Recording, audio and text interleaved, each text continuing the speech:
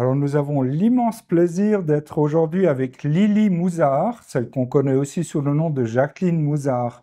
Elle avait 18 ans au moment de la Libération et je crois qu'elle a encore quelques souvenirs sur cette époque, n'est-ce pas Lily? Oui, et j'ai beaucoup de souvenirs et surtout des flashs qui me marqueront jusqu'à la fin de ma vie. Des flashs plutôt dramatiques quand même. Alors on va cheminer au milieu de ces flashs, si vous le voulez bien. Au moment de la Libération, vous habitiez Sarreguemines, hein, c'est bien ça? Oui, c'est ça. Très bien. Est-ce que vous pouvez nous décrire l'atmosphère à Sarreguemines dans les semaines ou les mois qui ont précédé la Libération? Je me souviens surtout des bombardements qui sont survenus avant la Libération. Il y avait deux bombardements, c'est celui du 1er mai 1944 et celui du 4 octobre 1943. Alors celui du 1er mai 1944, peux vous le décrire un peu? Bien sûr. C'était un dimanche ensoleillé. Il faisait chaud, il faisait beau.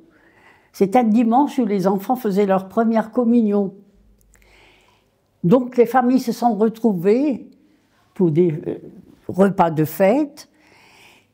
Et vers la fin de l'après-midi, ils avaient envie d'aller se balader et de prendre l'air. Il y avait la famille Weber qui était partie vers la forêt du Bourrholz, la forêt qui se trouve à la sortie de Sarreguemines, côté Rothe. Ils étaient 7 personnes. Il y avait le père, la mère et 5 enfants. Ils se dirigent donc vers le Bourrholz. Et là-bas, ils rencontrent la famille Ensminger. Il y avait la mère, la fille et le petit Armand qui avait fait sa communion ce jour-là.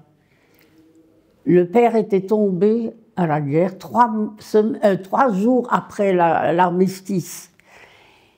Ils se rencontrent en forêt, papotent, discutent et voient venir en sens inverse un promeneur qui avait sur son épaule une branche d'arbre duquel pendait un serpent. Et ça avait intrigué le petit Armand. Ça, il l'avait toujours gardé en tête. Et soudain, ils entendent le bruissement de moteurs, d'avions. Ils regardent dans l'air, qu'est-ce qu'ils voient? Ils voient une soixantaine d'avions au-dessus de la ville, qui font le tour plusieurs fois au-dessus de la ville. Et à certains moments, le père Weber voit comme un petit signal d'un avion. Il se dit, ils vont bombarder. Et il hurle, « Couchez-vous !» Et tous se sont couchés par terre. Et au même moment, on entend le bruit des bombes, le bruit de leur chute et de l'éclat des bombes. C'était l'horreur. Armand, quand il était adulte, m'a expliqué. Je me suis réveillée, au bout d'un moment, j'étais dans un trou noir. Il y avait un silence de mort. Plus personne ne bougeait. Il y avait un silence de mort. Et ce qu'il a vu, il regarde en l'air, il voit en haut de l'arbre le serpent qu'il avait vu sur le monsieur et le monsieur n'était plus là, il était volatilisé. Il regarde autour de lui, tous morts. Sa sœur à côté de lui était morte, la mère gravement endommagée, elle était atteinte par un tronc d'arbre, et lui a été miraculeusement sauvé par des bottes de terre qui étaient tombées sur lui. Il regarde la famille Weber, tous morts. Le père, 45 ans, la mère, 38 ans, l'aînée des filles, 17 ans, la plus jeune avait 2 ans. Tous sont morts ce jour-là. Il m'a dit, c'était l'horreur pour lui. Il m'a dit, j'étais là, je cherchais ma mère. Je disais, maman, maman, où est-ce que tu vas monter? Et ce sont finalement les prisonniers russes qui les ont dégagés tous. Quand il était adulte, il y a quelques années déjà, il est décédé maintenant, il m'a montré les cratères des bombes qu'on pouvait encore voir dans la forêt. Et le club vosgien de Sarreguemines a mis une grande plaque à la place où il y a eu ces morts, avec le nom de toutes les victimes. C'était terrible. Et ça, on ne peut pas l'oublier. Quand la libération approchait, est-ce que vous aviez, vous, des nouvelles des avancées du front? Des nouvelles, des informations sur l'avancée du front au moment de la libération? Oui, bien sûr. Mes parents écoutaient les informations, envoyaient au cinéma, ils vous montraient toujours les informations, truquées ou pas. Mais autrement, oui, les parents suivaient. Mais nous, personnellement, à 14 ans, tu ne suis pas tellement. Au moment de la libération, vous n'aviez pas 14 ans. Vous étiez plutôt... Là, on parle surtout de la libération, du moment de la libération. Hein. À le moment de la libération, j'étais plus âgée. Vous étiez plus âgée, oui. Oui. Et là, nous avions en face de nous la construction du bunker. C'était donc un abri qu'on avait construit à cause des bombardements, justement. Et aussi construit par les Russes, par les prisonniers russes. Et ça, c'était aussi un flash qui me revient. Un jour, on sonne à la porte. On habitait rue Clémenceau, juste en face du petit presbytère. Et en ouvrant la porte, on voit un prisonnier russe qui me dit « Brot, Brot ». J'étais épouvantée parce qu'au premier et au deuxième, chez nous, habitaient des nazis. Je me suis dit, si les nazis voient ce russe, ils vont le fusiller. Et moi, je vais partir en camp de concentration. Je l'attire dans la maison, je lui donne un peu de pain, ce que nous avions, et je lui ai fait non, nazi, nazi. Quelque temps après, on sonne de nouveau à la porte, un autre russe. Aussi, pour avoir du pain. Je me demande comment ils ont fait pour pouvoir se sauver et pour venir chercher du pain. Je lui ai donné du pain aussi. Et la dernière qui est venue, c'était une petite fille de 5 ans peut-être. Elle avait un grand châle noir. Et en ouvrant la porte, elle me regarde et elle me dit aussi « Brot, Brot ». Et là aussi, je lui ai fait comprendre qu'il y a des nazis au-dessus. J'étais vraiment effrayée quand je les ai vus parce qu'ils auraient été fusillés. Et à partir de ce jour-là, ils ne sont plus venus. Mais ils ont continué à construire le bunker, qui n'a jamais été complètement terminé d'ailleurs. N'a jamais été terminé. Vous vous souvenez de la libération, hein? Donc vous aviez 18 ans. J'avais 18 ans. Est-ce que vous pouvez nous raconter ce que vous avez vu et vécu ce jour-là? Comment vous l'avez vécu? Écoutez, je vais vous décevoir. Je n'ai pas vu grand-chose parce que nous étions pleins dans le deuil. Toute la famille était morte. J'ai perdu ma mère le 2 juin, mon père le 3 juillet, une petite nièce de 1 an et demi. J'ai perdu ma sœur aînée de 32 ans. Tout ça au même moment. Et je vivais avec une sœur handicapée et une grand-mère âgée. Alors, quand les cloches ont sonné pour la libération, nous, on a pleuré. Parce qu'il n'y avait plus personne de la famille. Je n'ai pratiquement pas profité de cette époque-ci. Donc vous n'en avez pas beaucoup de souvenirs, mis à part... Non. Parce qu'à l'époque, on était en deuil, on n'avait pas le droit d'aller ni au cinéma, ni sortir, ni aller à droite, à gauche, habillé toujours de noir. J'allais au lycée toujours habillé en noir. Mais il y a quand même, votre vie a quand même changé à partir de là. Vous n'étiez plus sous l'occupation allemande? Oui, parce que là, il y a eu des Américains. Et je me rappelle justement, en revenant au bunker, nous étions donc logés dans ce bunker, et un matin, il y a 4-5 soldats qui rentrent, et je leur demande « Vous êtes des Anglais ?» Ils me disent « Non, on est des Américains. » Ah bon? Et il y a un des Américains qui me donne son fusil à tenir et me demande où est le directeur du bunker. Et je lui ai dit « Il est là-bas », je lui ai montré où il est. Il est allé discuter avec le directeur, il est revenu, il a repris son fusil, il est reparti. Mais autrement, oui, ce qui me revient aussi, c'est que nous avions, dans la maison que j'habitais, des Américains qui logeaient dans les deux immeubles. Et ils avaient, derrière, dans la cour, ils avaient installé des cuisines. Alors, ils faisaient la cuisine pour les soldats, Et ce qui restait en plus, ils me le donnaient pour que je l'amène aux gens du bunker. Et ma grand-mère est restée plusieurs semaines dans ce bunker. Et ils étaient ravis d'avoir ce... Mais j'y allais toujours avec une sentinelle. Il y avait toujours une sentinelle avec moi pour aller au bunker leur apporter à manger. C'est tout ce que je me rappelle de ce souvenir-là. Et l'école. Après, ils nous ont emmenés à l'école, c'est tout. Ouais. Parmi vos flashs, vous me l'avez dit là tout à l'heure, vous voudriez quand même encore revenir en 1943. Lors de ce bombardement, vous parliez de maisons aussi qui ont été touchées. Racontez-nous. C'était du bombardement du 4 octobre 1943. Nous étions tous au lycée, en cours, et vers 11 h du matin, alerte. La sirène résonne, on plie bagages et on vendait des abris.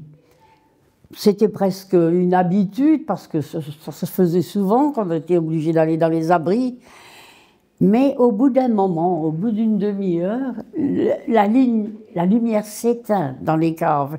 Et c'est là que les enfants ont commencé à pleurer, à crier, à appeler leur maman. Et en même temps, on entend les bombes qui tombent sur la ville. Et la ville a été terriblement bombardée.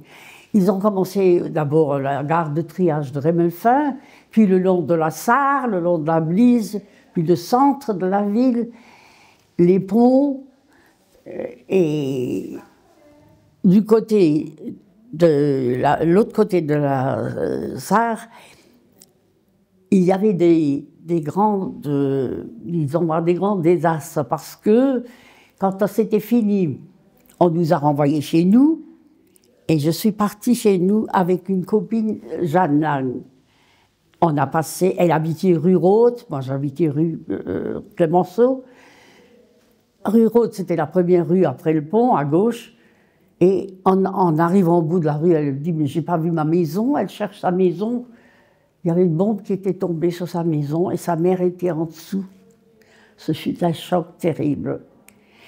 Et alors moi, vite, j'ai couru vers la maison, rue Clémenceau. J'habitais en face du presbytère. Et j'ai vu qu'il y avait une bombe qui était tombée sur l'église protestante aussi. Et il y a eu de ce côté-là de la ville un grand ravage, parce qu'il y avait aussi une partie de l'école de la Sarre qui a été atteinte. Il y a des élèves, une classe qui a complètement disparu. Et c'était très tragique, ça. C'était vraiment, c'est quelque chose qu'on ne peut pas oublier. Vous viviez la peur au ventre de façon...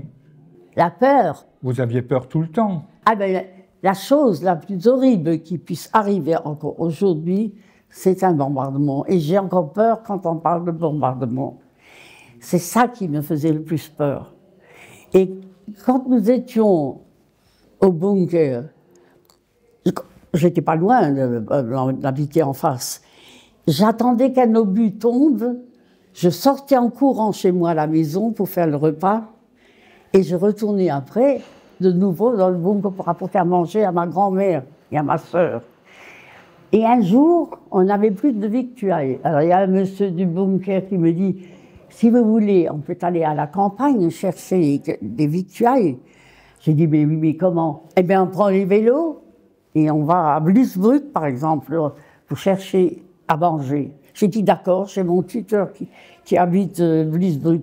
On a pris les vélos, inconscients, et on a longé la Blise pour aller jusqu'au Blisbruck. Là-bas, ils étaient fous quand ils nous ont vu venir, mais ils ont dit « mais qu'est-ce que vous faites ici? Il y a les Allemands tout proches, et vous quittez la Sarreguemines où il y a déjà pratiquement les Américains. » Alors on a quand même pris tout ce qu'il fallait pour manger, et on est retourné à Sarreguemines, indemne, heureusement. Sinon je ne serais pas là pour vous le raconter. Racontez-nous la vie au bunker, parce que là vous faisiez des sorties, puis après vous reveniez. Vous étiez à combien dans ce bunker et comment était l'ambiance? Dans le bunker, on était très nombreux, et il y avait des gens qui venaient de la campagne aussi, même en Mais vous étiez charrette. à 20, à 30, à 100? Vous étiez à combien? À combien? Je crois qu'on était dans les 2000, là. Voilà. Dans le bunker? Oui, oui, oui, oui. Il y avait 3 grands couloirs. D'ailleurs, il est encore ouvert aujourd'hui. Il paraît qu'on l'ouvre quelquefois pour des exercices de pompiers. Et on l'entretient plus ou moins, plus ou moins. Mais il n'était pas complètement terminé, même quand on y était. Mais il n'y a plus de bombardement après. C'est curieux. Là, vous aviez aussi dit que vous étiez en deuil parce que vous aviez perdu toute votre famille. Oui. Le deuil, on a du mal à savoir ce que ça représentait à l'époque. Les contraintes qu'il y avait liées à ce deuil, Oui, oui, le deuil, on le portait. J'avais quel âge? J'avais 16, 17 ans. Il fallait mettre tout en noir, on était tout en noir. On avait un grand chapeau avec un voile noir devant le visage. Et on portait le deuil pendant au moins 2 ans. Et on était toujours noir. J'allais au lycée habillée en noir. J'étais la seule habillée en noir. Et on ne sortait pas, n'avait pas le droit d'aller ni au cinéma, ni sortir à droite, à gauche, là où on fêtait, là où on était en joie. Ah non, c'était très strict. Quand vous retournez 80 ans en arrière, hein, donc c'était l'époque où on a été libéré, c'est quoi le souvenir le plus marquant qui vous reste? Quand on a été libéré, Oui. le souvenir marquant, c'est que, c'est vrai, on a entendu sonner les cloches, toute la ville était en joie, il y avait ma sœur, ma grand-mère et moi. On était quand même contents d'être toutes les trois ensemble. Et on s'est réjouis en s'embrassant, puis c'est tout. C'était aussi simple que cela. Est-ce que vous auriez un message à transmettre aux générations actuelles? Écoutez, j'ai expliqué à mes enfants cette histoire de bombardement qui m'a marqué à vie. Mais je pense qu'un jeune ne peut pas ressentir ce qu'on a ressenti, on ne peut pas savoir. Et quand je vois aujourd'hui ces guerres, ces nations qui se bagarrent avec les bombardements, c'est l'horreur. On m'a dit que à la dernière guerre, il y a eu plus de morts civiles que de soldats. Alors, est-ce que c'est nécessaire? Je trouve ça terrible. Il ne faut pas souhaiter ça à son pire ennemi. Un bombardement, vous ne savez pas où vous vous mettez, vous ne savez pas comment vous protéger, c'est terrible. Et je dis, essayez donc d'arrêter, c'est pour des oui, pour des non, c'est les guerres. On pourrait, si les nations pouvaient s'unir et rester en paix, ce serait mieux. Mais ça, c'est un autre problème.